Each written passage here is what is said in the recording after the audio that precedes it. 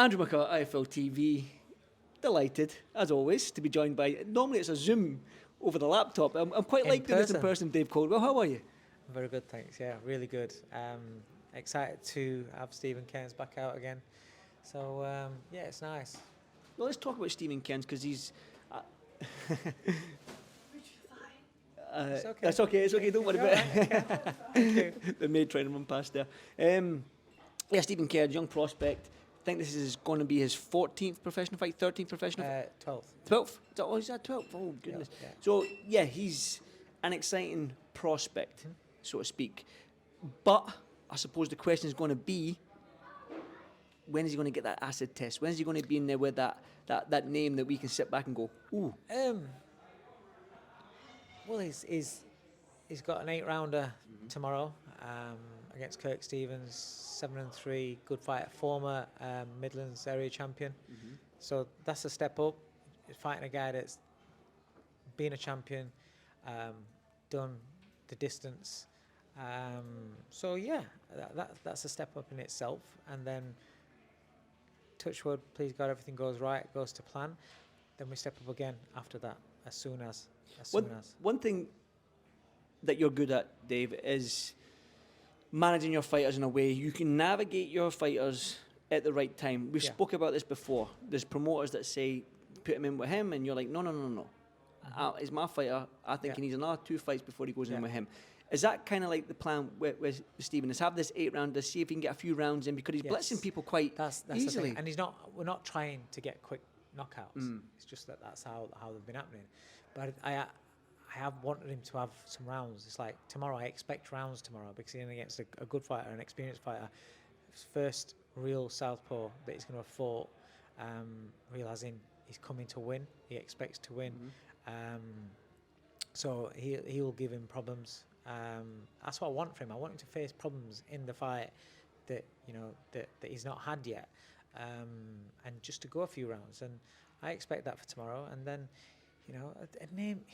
names like or in that sort of level of, without, I'm not calling names out as such, but you're asking me what sort of, when is he going to start stepping up a little. But people like, you look at Jordan Flynn boxed Cameron Vaughan, good fights against Cameron Vaughan, and people like that, that sort of step up, that sort of level, where if Steven's as good as what I expect him to be, he will learn, soak up a lot off of somebody like that, have problems off of somebody like that, but be good enough to come through those, figure out the puzzle, and then, stay at that level for a little bit and then move up again. I think I was looking at the lightweight division domestically, and it's one. When I was looking at Steven, I'm like, I kind of want to see him, because I think I'm really, really big on him. I really, really think this kid can go far. So when I'm looking, I'm like, right, let me look at this lightweight divisions. Let me look who's there. And I'm looking like Maxie Hughes, maybe too far ahead. Then you've got like Josh Padley, he's moving down. And I'm going further. Joe Cordina, no. So I'm like, it's difficult. He's only just 23. Yeah, that's what I mean. He's It's a difficult. baby. Yeah. He's a baby. It's a headache. Yeah. For you, headache for you to but try. If you look at the division, they're all established fighters, and he doesn't need to go in with established fighters. We're not in a rush to get there quick and then shine brightly, but for a short period of time. This is a kid that I think is going to be exciting to watch, great to watch in terms of technical, as well as his heavy-handedness, and his attitude is that he wants to smash you up and take you out. But he's somebody that I think that has the potential to be very, very good, not just for a puff and then gone, or get. No, I expect him that when he's let off the leash, then he stays there, That's again, when you look at that lightweight division, Dave, it's a dangerous division. Like I looked at it, especially international. That's exactly why I'm not in no rush, because he's not experienced enough. He still makes mistakes. I need to get out of him. It's still, he's still young and full of that youthful exuberance. He's maturing very, very well, and he fights like a mature fighter in the main, but just little things that I know him and I'd noticed when, in his finishes or things like that, where I think, yeah, you could have done that a little bit better. could be a little bit, and little mistakes that you think, well, but when you fight the top guys, they'll see that and exploit that. So rounds and time and fights are what you have in order to iron out those mistakes. So then when you get up there, you don't make them, or I could correct them once. As soon as you've done it, it's like, oh yeah. Do you need to see a young fighter like Steven go through some adversity, whether it be dealing with a cut, maybe a knockdown? I don't pray for it. No, I know, but how do you react to that? Yeah. Is that sort of like the test they need to go through? Yeah, but that's why it's like for other sorts of adversity. That's why, like 2 years ago, 18 months ago, probably 2 years ago, he was sparring, Cordina, and he's been sparring Dalton Smith. He's been sparring loads of rounds with Maxie Hughes. He's been in ring with Kid Galahad. He's put him in with all these fighters that are so far beyond him at the stage of his career that he's soaking up that experience, and he's not having it his own way. And where it is, tough, and their experience, their ability is like, I'm having to think here. I want him to be able to having to think and think his way through the problems and guide himself through the problems, and then implement what he wants to do on them. Then get little successes, and then understand, oh well, that's not working. I need to change that, and then it works, and then it doesn't work again, and it's like, how? Because they've adapted. And little things like that. When you're in with fighters that's far better than you or far more experienced than you, then you develop and you learn, and that's what he's been doing since he was 18 years old. That's what we've been doing, just because I know he's got the perfect mentality, and so that's why when you see him on fight night so far, he's looked so composed, so calculated. We've been to America, and he's been sparring out there. He's sparred in Freddie's gym, sparred in Ishmael Salas's gym, Manny Robles' gym. Sparred good fighters. Puello, who's 140 champion, sparred with him like 18 months ago. Multiple times. It's the experience of being in with these fighters, and then coming out thinking, do you know what? Done good there. Oh, coming out right. Next spar I've got to watch for that. I've got an understanding and educating, and that's all we've spent time on, and that's all I want to do is develop. And then on fight night, he gets in with guys that are his level or around his level or a bit below his level, and he can go in and practice. That's what he's doing right now. In these sort of fights, we're practicing things that we're working on. We're practicing. It's not, treating it as it needs to get rid of him as quick as you can. Be a beast. No, practicing things, and then see what happens when you do it like this. Then you're getting rid of him. You're creating the openings. There you go. And he's doing a good job so far.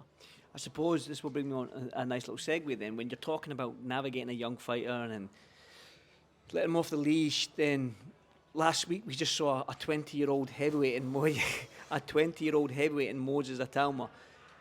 People are already talking about him going in with Joseph Parker. Now he's 20 years old. I think he's 13 fights in. Heavyweight division where one punch can't just change a fight, it can change a career. Yeah.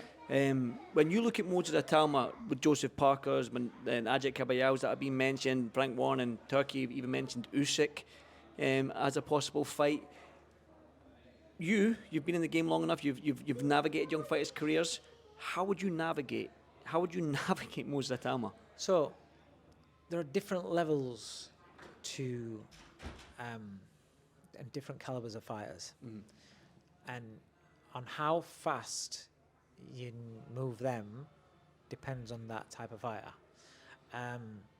Moses Itauma is very, very, very mature mentally. So calm, so cool. His thought process looks fantastic. Even little things. I'm looking at him. I'm watching the TV, and obviously Dillian's ring walk delayed, and the weight. I say it wasn't a fight that just didn't ask a question, didn't acknowledge it. You see in the ring, I think he must have said to Ben or to one of the others, like, what's he doing or what's happening? His face snarled up. He said something as if to say, what's going on. So he's not afraid to acknowledge. He's not trying to block it, or it's not happening and pretending it's not agitating him, irritating him, or just he's not acknowledged it. He's acknowledged it, but it hasn't made a difference to what he wants to go out there and do. It hasn't wound him up anymore. So then when the bell's gone, you've seen him be erratic and go out there like a lunatic. He's just gone on there and just done what he's supposed to do. His mentality looks fantastic. His confidence is from within. So it's not a bravado confidence where I call it a fake confidence where that shit can go like that. His is inner. It's built on what he's understood and seen himself do in the gym day in, day out. Fights that he's had, amateur career, everything that he's done and everything that he's doing and what he's learning, he's soaking up, is building his inner confidence, and that's what we see. I think the ability level that he has is phenomenal. He's 20 years old in that division. Athleticism, speed, footwork, punch picking, and the IQ as well. I think it's he's that kind of guy that you wouldn't 100% say there's not a heavyweight out there that he couldn't beat. You wouldn't 100%, listen, I think Usyk beats him and it's too early for Usyk. Yes, that's no doubt. But if that fight were to be made, I wouldn't go and say, oh yeah, Usyk, no way. It wouldn't be like AJ against Jake Paul. No way. AJ's going to smash him. That's it. Don't even come up with any other opinion. Not even a tiny little. With Moses, you would say he's got enough about him to give Usyk problems. I still think Usyk figures it out and beats him right now, but still, if he can give you problems, he can knock you out. It's heavyweight boxing. So when I look at the rest of the division, and again, I'm not saying he should fight the top end of the division. What I'm saying is, he is good enough and he's composed enough, in my opinion, from an outsider looking in, to go in against any heavyweight in that division where he would actually believe that he's going to beat you, right? And that would allow him to go in with his flow and give any heavyweight in that division problems. Obviously, the different fighters, it'll give more problems. And with those problems increases the potential of him knocking them spark out or bashing them up, right? And there's very few heavyweights out there that I don't think that he beats right now.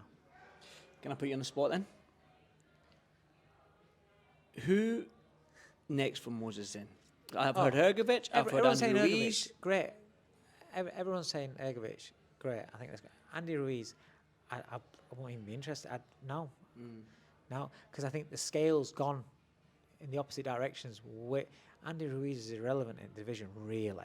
Apart from his name's got former heavyweight champion. But is that what he needs, the former heavyweight champion? Because that's a tagline. You could I beat a former heavyweight champion. So he's only 20 years old. So as a quick, what are we? We're coming into September. So as a quick turnaround fight, if it was to fight again in the next 2 months or whatever, you just want a keep busy fight. Andy Ruiz, no problem. But I would see that as just a good learning fight against somebody like that. But I can't see Andy Ruiz getting anywhere near him. And I see it completely one-sided. But for another fight for experience, then no problem with it. Hrgovic, yes, great fight for him. I think that's pretty much a perfect fight for him.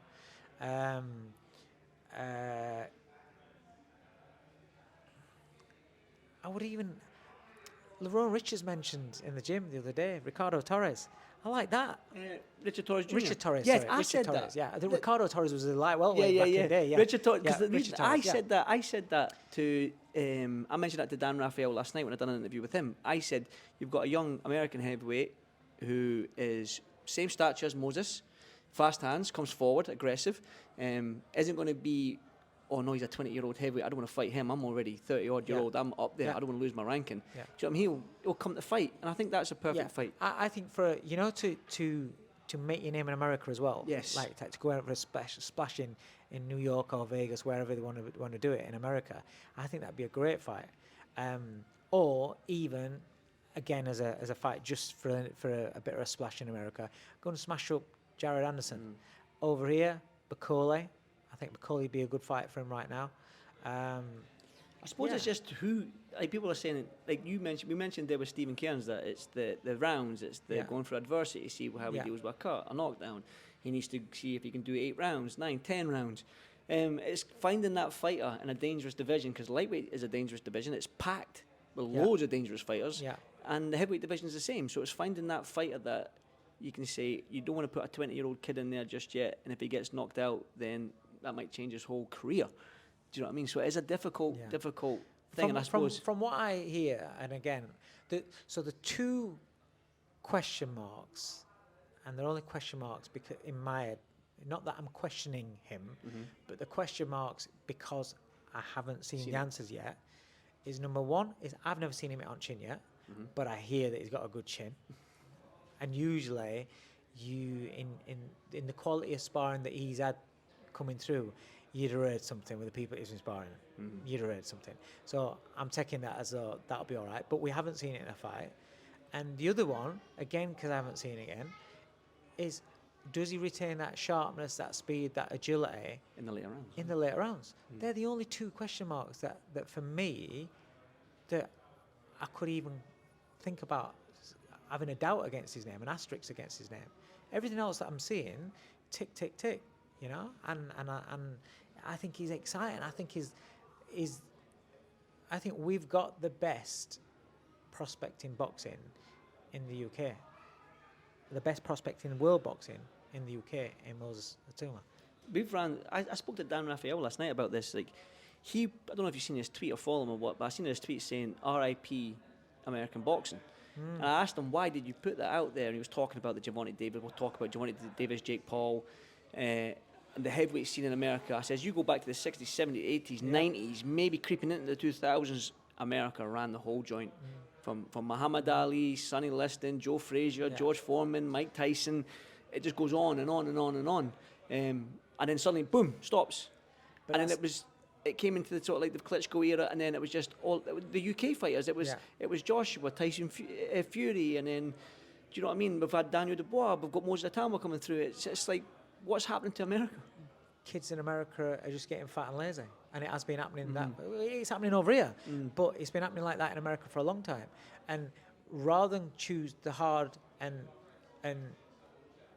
high risk in terms of success, potential success, rather than chasing something like sport, it's not just boxing. You speak to them about basketball, even American football. Kids are playing on the computer games and doing YouTube videos and looking for shortcuts to be famous, you know, and getting money through your socials and stuff like that. There's a different way of life. There's different opportunities now for kids these days to what have been over the previous decades. You know, I'm 50. I've seen it kind of change. You're not 50. 50 last month, man. I know. I seen Instagram. So there's been a change that's been coming along for quite a while, and so with that means that the numbers of people going into sports is getting less. The big guys, whereas they go into the boxing, now they're not. Then it was, you know, boxing, it was basketball or going to NFL or whatever. But even those numbers, like I said, like top basketball players now, there's a lot more Serbs, there's a lot more foreign. When I say foreign, American, in terms Eastern of America, Europeans, you've got Eastern Europeans and people Serbians, like that are getting to the top of the ring. Like it was with boxing, where you got the emergence of the Eastern Europeans in boxing. Same things filtered into others. Do you know what I mean? So it's across most sports, really, when it comes down to like the physical activity and for what you need to be doing, because kids aren't interested in being physical and active these days. There's a lot more choice for them to be sat on their arse, make money, sat on their arse, looking at whatever they're looking on the socials, or, you know, trying to get celebrity famous quick. Well, brings me on nicely, because there's one person that's done that, stepped foot in the boxing, wanted to fight Anthony Joshua, that fell through, is now fighting Gervonta Davis, and Jake Paul. Now, Jake Paul is that kid that went out and done YouTube and pranks and all that. I don't know what he did when he was younger and that, but he was a YouTube star doing pranks, I think he was doing back in the day, stunts and whatnot. And then all of a sudden he's turned his hand to boxing. Fair play to him. He's making a good coin out of it. He's given a platform to a lot of women boxers and Katie Taylor. He's done amazing. Fantastic. However, he went from planning or going to fight a heavyweight, a 260-pound man in Anthony Joshua at 6'6", to now fighting a 5'5", 135 pounder in Gervonta Davis. So, talk to me, Dave. Yeah. So first of all, he's fucking done brilliant, hasn't he? Yeah. It pains me. Yeah. But like you say, he went down the YouTube, the social media side of things, made a fortune, got himself famous, and then looked around and thought, listen, I can do whatever I want and people are going to watch. So I think, I don't know his history, but maybe he might have tried something else, might have done something else. But then he came to boxing and decided, I'll do this boxing business. Now, at first, you think it's just a gimmick and it's just clowning about. But the guy's actually worked hard, right? He's actually gone into a gym, and you know when you're saying about people that when you're rich and when you've got plenty of money, it's hard to be dedicated enough to train and to work hard in I think the gym. Marvin Hagler said that, didn't he? Yeah, well, we all say it. And we all see a difference when fighters come into some money and they go a little bit softer or they don't quite train. Listen, this kid started from scratch while he was rich and while he had the fame and the birds come, the girls and shit like that coming around him all the time.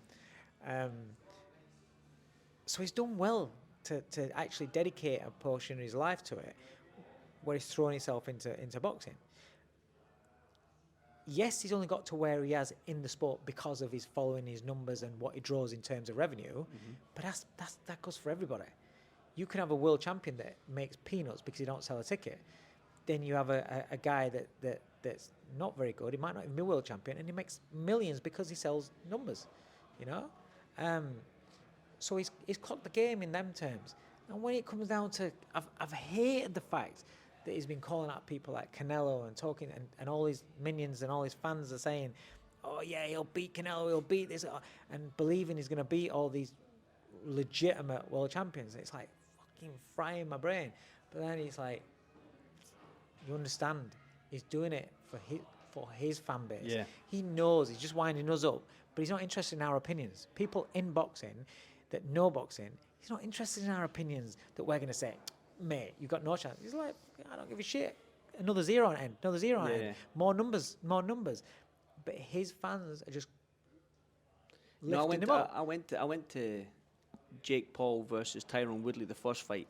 Now I went there from the first bell, and it was like a WWE event. You know when you get like the kids with the banners and all that sort of stuff. It was like, follow my Fortnite channel and all this. And I was like, this is like the Cleveland Cavaliers basketball arena it was in, and it was just mobbed from the first bell.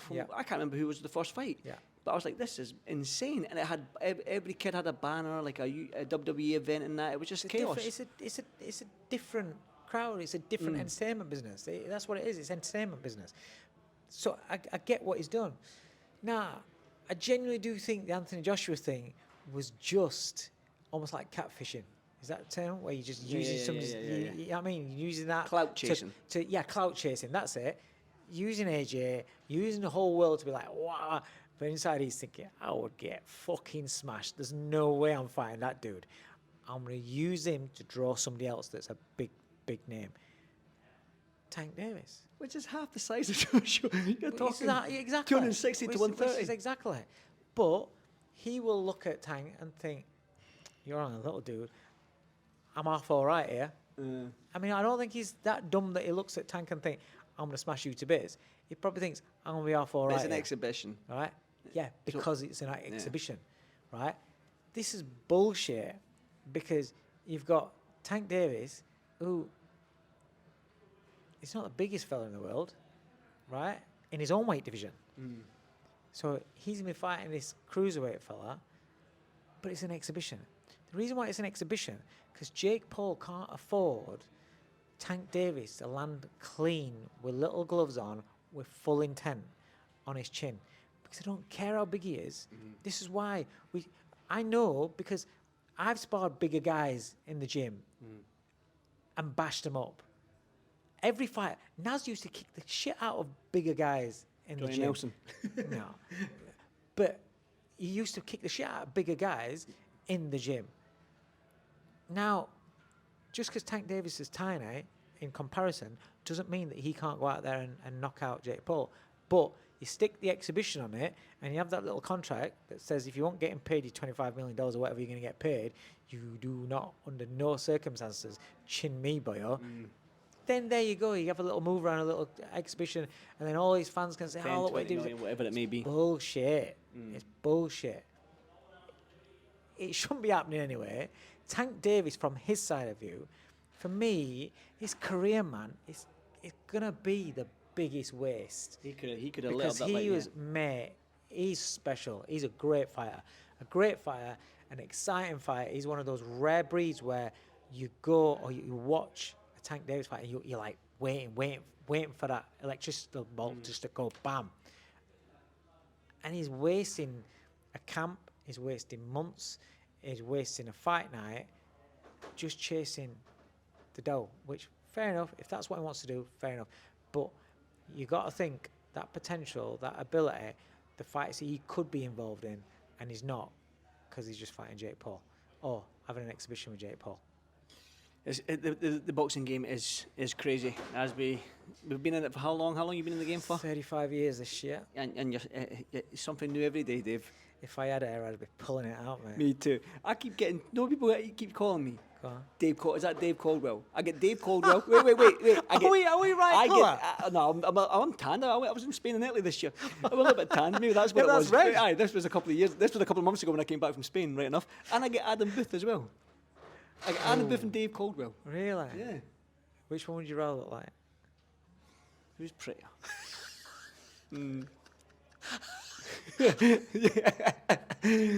Listen, Dave, thank you so much for doing this for iFLTV. Always enjoy my boxing chats with you, man. So again, thank you so much. Good luck tomorrow night with Steven. No doubt, I'm sure you'll get the job done because he's a very, very exciting young fighter. And anything else you'd like to add? Do you know when you get one of your fighters on one of these shows, can we swap positions? Can I interview about That'd be interesting, in fact.